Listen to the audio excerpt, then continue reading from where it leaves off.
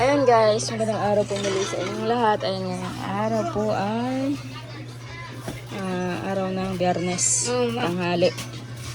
Ayun guys, mapunta po ako sa kabilang bahay, mabahog ng. Ayan, papaliguan ko po yung baboy. Siyempre kasama si Dagay, ihahatid ko muna kala nanay at mapunta daw siya kala nanay. Ayan, at ano, may dala po yung kanin. Lagay mo nga ito Dagay dyan. Huwag lang mabasa. Ito, mama. May ko nga yung iko. Ayun guys, at nandito po kami sa kabilang bahay. Tingnan ko yung gulong, baka na-flat na kay Ryan. Baka na-flat na. Hindi. Pero, Alam mo, naglambot nga siguro. Hatid ko muna po guys itong ano, pambahog sa aso. Akin na. Hintayin nyo na lang ako dyan sa malilong.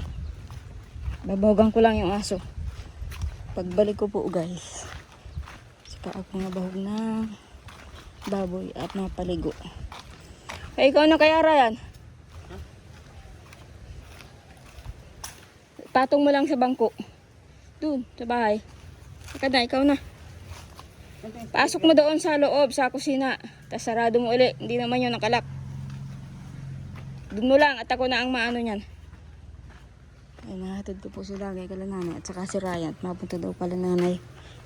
Awan ko nga po kung naandun na si Papa. At yung power saw niya ay iklog mo baga yan. Tayo ng kambing yan.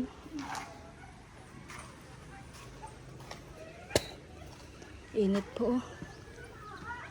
Ang oras na, alas 12 ng tanghali.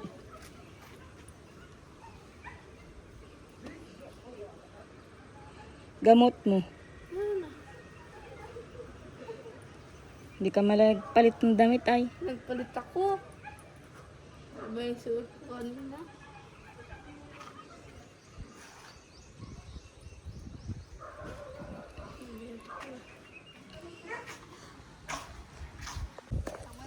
Ayun na, at mainit na yung ating upuan. Ay, Tayo na. Saan mo pinatong? Sa loob? Oo. Sa loob pinatong. Bawagin ang aso ay. Mamaya ako mabawagan. Ulam nyo nanay, tanghalian. Ha? wala. Ayan, hindi pa rin bubukad-kad yung ano. Power saw ni Papa, wala pa raw. Wala pa si Papa. Si Dagay maagap. Matulog na daw si Dagay ay. Kaya tanghali ay naandito na at matulog. Yakot si Kuya Lupa ay. Yakot nga yun. Nagyang sabihan. May ewan. Yo, pwede bike kayo. May bike ay mabili ng bukas. Si Larry. Ha? Naghahakot ng lupa. Mabayaran yung bukas ng bike na yun. Sino? Bukas nga bayaran madating. Ang bayad yun. Mabawag ako ng baboy ngayong tanghali. Wala pala si Jason. Papaliguan ko tuloy yung mga baboy. Ay, Ramsuklet, masuklay muna ako. Anong oras baga mapasama si Papa? May pagkakaan yan. Hapon-hapon, no? Wala yung mga ano na yun. Walang tao doon. Yung iba nasa trabaho. Dapat mga hapon-hapon ay mga alas 3, ganyan. Mga alas 3. At pag pupunta si Papa ng ganong oras, alas 2, baka ay nasa trabaho pa. Yung mga aalukan ng manok. Ay, suklay. Hanap ko nga. Nasa na. Nagsuklay pa lang itong iging ko na. Layas yung suklay ninyo yun. Parang sa bahay. Bagay din pala sa akin yung salamin ni Dagay. Oh. Ha? Guys, sobrang init po ng ng panahon. Mapunta po sa kabilang bahay, mabawag ng baboy. Tuloy mapaligo na rin. Hinatid ko lang po si Dagay at saka si Ryan. Tapos malinis na po ako doon. Magwawalis-walis ako at saka baka may masigaan ako doon na mga basura. Ay, wag na magsuklay. Nakapuyod na nga ako. Hello. Hello. vlog ng yate. Andito kami kay nanay, nagpasyal. Pag-vlog ka na rin. Nakita si nanay. Nag-iisa. Walang kasama. Oh, salamin mo oh. Gusto kong salamin yung maliit lang. Makinaki. Yung kasing laki lang ng mata. Makinaki. Makinaki. Ano yan oh. Ang gaya din sa amin ko dyan oh. Malaki. Ang kulay. Ah, saan? Oo. Pangano lang naman yan sa alikabok. Para di ka mapuwingan. Ah, dyan. Oo. Saan? Patingin. Hmm. Ilan yan salamin mo yan? Dalawa? Hmm. Bakit magkaiba? Hmm. Gas na. Testing ko ito. May grado yata ito. May grado to. Wala. Dapat sa inyo na may grado. Mas malinaw. Pangit. Na kayo, ulam na. Walang ulang nga. Pangit. Hindi na rin yan. Pangit. Ayan guys, na-flap na naman po yung aking gulong. Ang hirap po pag ganito. Yung hindi tubeless yung gulong. Kaya nga po pag nagkapira po ako, ipapatubeless ko po itong gulong na to. Kasi malimit pong mabutasan ng interior. Flat na naman. Lambot po. Flat. Papavulcanize ko po mamaya. Bili lang po ako ng inumin dito. At nakalinis po ako sa dito. Kabilang bahay. Ayun guys. Siguro maglilinis muna po ako dito ay sa kusina. Kasi mamaya po ay sasamahan ko pa si Papa. Bibenta po yung manok niyang tandang. Sa kanda lang po yung sa loob. At magpapavulcanize po ako ng motor ko pa. Na flat. Dalawa po kasi yung kasko kanina. Si Dagay po at saka si Ryan. Baka po may nakatusok na matilos na bato. Gusto ko nga po hindi pa tubeless yung motor ko. Yung dalawang gulong. Kasi kahit po matusukan man yun ng pako. Hindi po siya na singaw agad. Magagamit pa pag naka-tubeless. Saka ang kagandahan po sa tubeless, matagal po siyang mapudpud. Inaabot po ng taon yung tubeless bago po mapudpud. Pero pag ganyan po na lang yung gulong, hindi po tubeless, madaling magnipis at saka madali pong mabutasan ng interior. Kaya yan lang po ang kapangitan kapag may interior. Kunting po ay natutusok. Tapos nasingaw na agad. Tapos bili ka na naman ng interior. Ang mahal po ng interior. Magkano yung binili ko po nung nagpa-interior ako. Nung magpa-vaccine po kay Tutoy. Pinalitan po ng bagong interior yun. And guys, at ako po ay magbabahog na muna ng aso. Tapos baboy. Ito, pinasabit ko kay Ryan kanina. Ang bago ng aso at pusa dito. Ayan, mga gutom na sila. Siyempre, may dala ako ng posporo. Sabi ko nga po, magsisiga ako dyan. Tignan ko po kung kung hindi po napulat sana yung gulong, hindi. Kahit dito kabuti ng hanggang alas 3. Kaso yung papavulcanize pa ako, tapos mapasama si Papa. Dibali, sa sunod na lang. Dito naman ako malinis sa kusina. Bahog na muna tayo. Ayan guys. Mga nakahiga po yung baboy. Ayan, paliguan ko po sila. Igid muna ako ng tubig.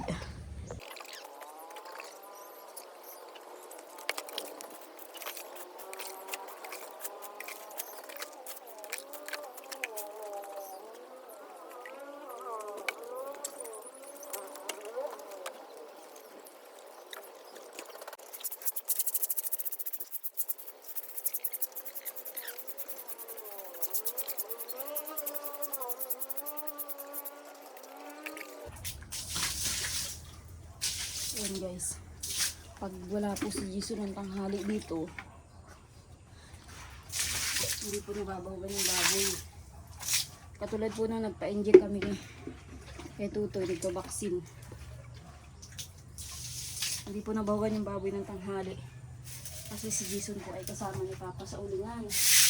Kaya, pag wala po ako dito, hindi ko nababawagan yung baboy. Saka hindi nalilinisan itong kulungan. At saka dito na bataligaan ng tanghali.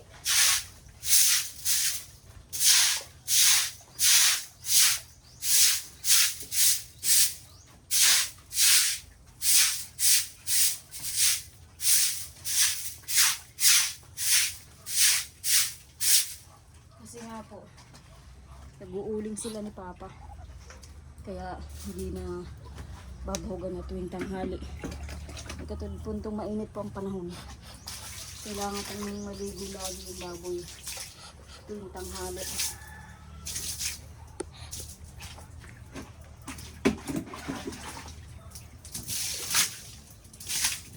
Kaya nandito lang pa ako din sa bahay. Ano po nagpapaligo. Tapos, babahogan.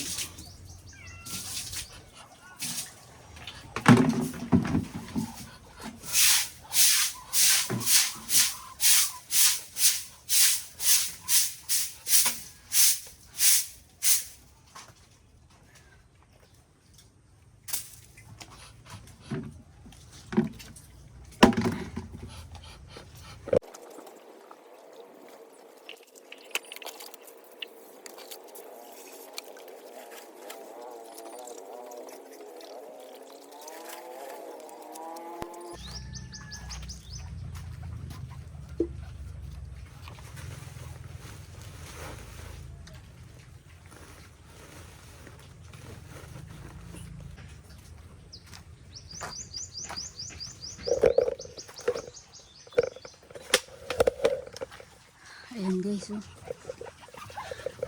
Ang bilis ng bahog. Konti na lang. Hindi ko alam kung ilang kilo na lang to.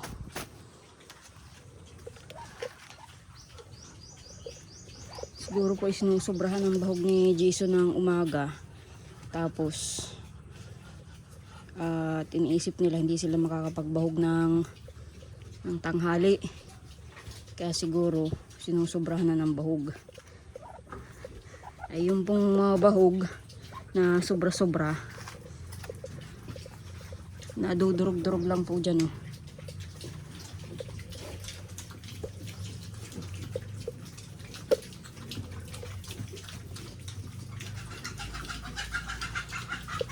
Ang bahog po nila ay ano yan, starter. Pag nag-grower na po sila, siguro pwede nang lahukan niya ng ipa. Pag nag-grower, yung timba nga pala, kailangan ko. Ano nga pala ako? Naglilinis.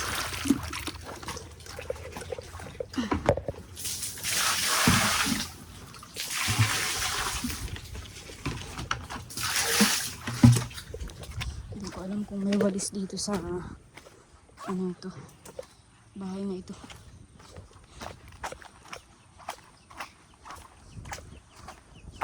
Linisan ko lang po yung lababo at saka yung upuan ng mga ipat ng manok.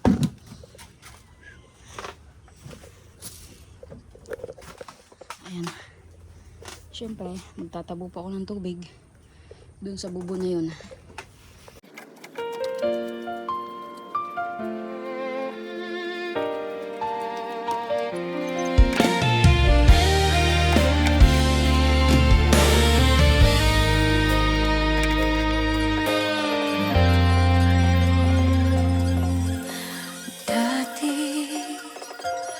Sobrang hirap namin, halos walang kanin, ulam kahit asin, walang tumulong. Bagkus pinaggawa na sa bawat gabi, luha ang iniinuman. Paglipas ng taon, anak ko'y dosena, pero biglang nag-iba. Di ko na siya makilala, nagkasakit, nagwala, nananakit ng basta. Kung saan-saan ko siya pinagamot, kahit albularyo pa.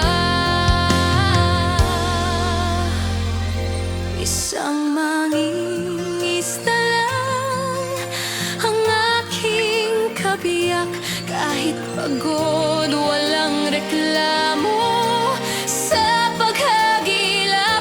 Habang ako'y lumuluha, di alam ang gagawin. Gusto ko lang gumaling ang anak kong kay hirap disiplinahin. Pero dumating ang liwanag, may vlogger na tumulong sa sirang bahay namin. Kami biglang tinanong, anong maitutulong namin sa inyo ngayon? At doon nagsimula ang pagbangon naming baon. Nabigyan ng bahay, napagamot si Dagay. Unti-unting bumuti ang buhay, ngayon may vlog na rin ako. Dagay Vlog ang pangalan. Ito ang kwento namin.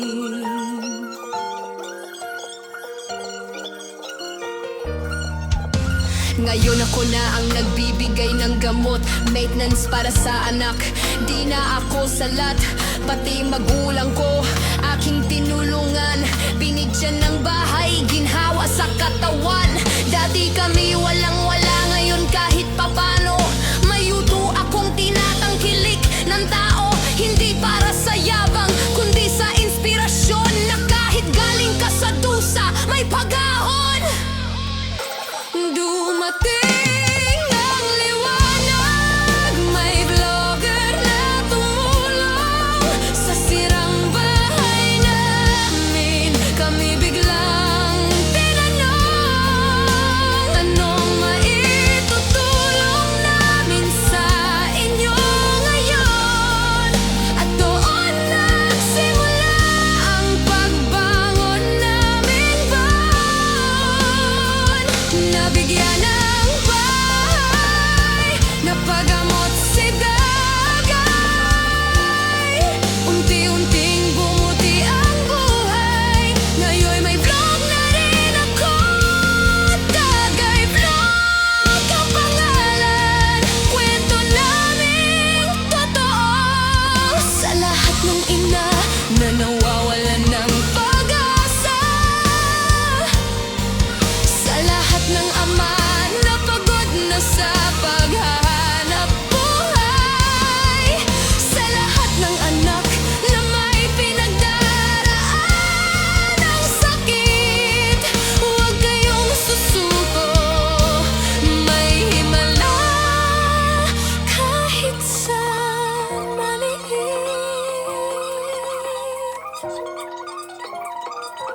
Ngayon ako na ang tumutulong,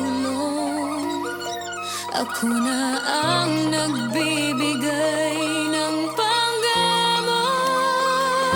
Hindi man madali, pero di ko na kailangang lumuhod sa pagbangon. May vlog akong sagot.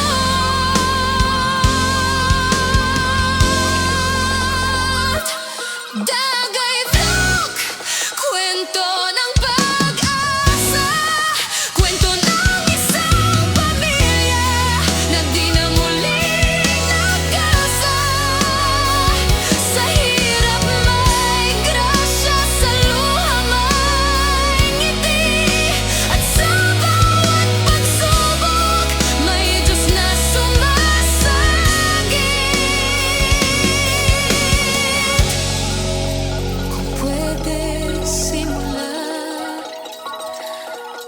Sa simula, ganito kasi yun. Dati kaming wala, ngayon'y may dahilan para lumaban.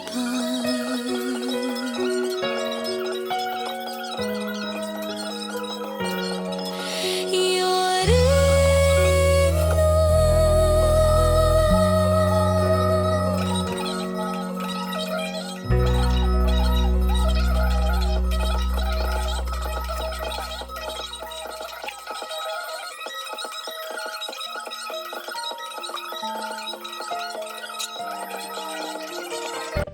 Ayun guys, tatapos ko na pong linisan itong kusina lang kasi alas 2 na po ng hapon. Magpapavulcanize pa ako ng aking gulong. Ayan, mararaming flat po yung gulong ko. Baka po puro gas-gas. Mapapalitan ko ng bagong interior. Katulad po ng dati. Maraming flat daw. Kaya pinalitan ng bagong interior kasi puro gas-gas na po yung interior. Hindi na pwedeng i-vulcanize. Ayan guys, at ito na muna po ang aking nilinisan. Ayan, itutuyo na lang po yan. Ayan nga pala, sasarado ko pa yung nagdala po ako ng sabon. Ngayon dadalhin ko ulit ito sa bahay, sabon.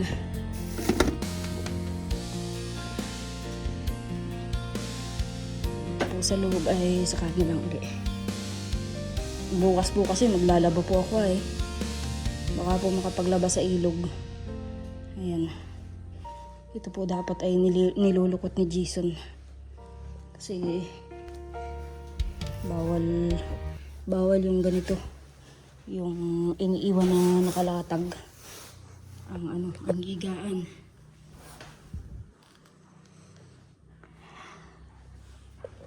Ayan guys, hindi pa rin wala pang budget pang palagay ng tiles.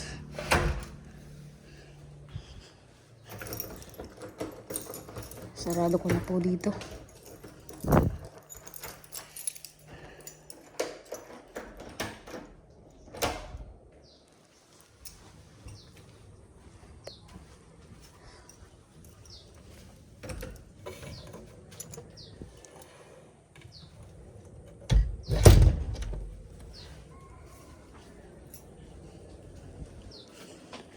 Ayan, saka na lang po dito sa labas din. Balak ko nga sanang magsiga ng mga basura. May dala kong pusporo. Saka na lang uli. Ayan guys, mauwi na po ako.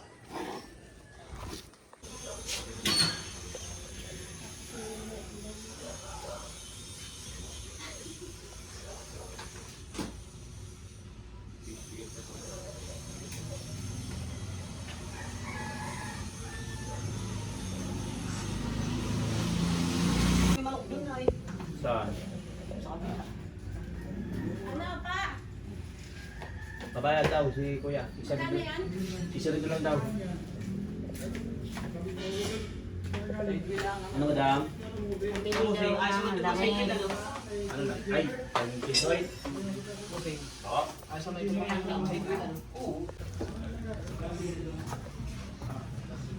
Guys, pinag-vulcanize pa yung interior. Kasi kung puro gas-gas po yung interior, mapapalitan ng bago. Pag ganito naman pong butas lang, ganyan, matagal nga lang po. Kasi intayin mo at vulcanize po yan. Yan o, bili mo na o.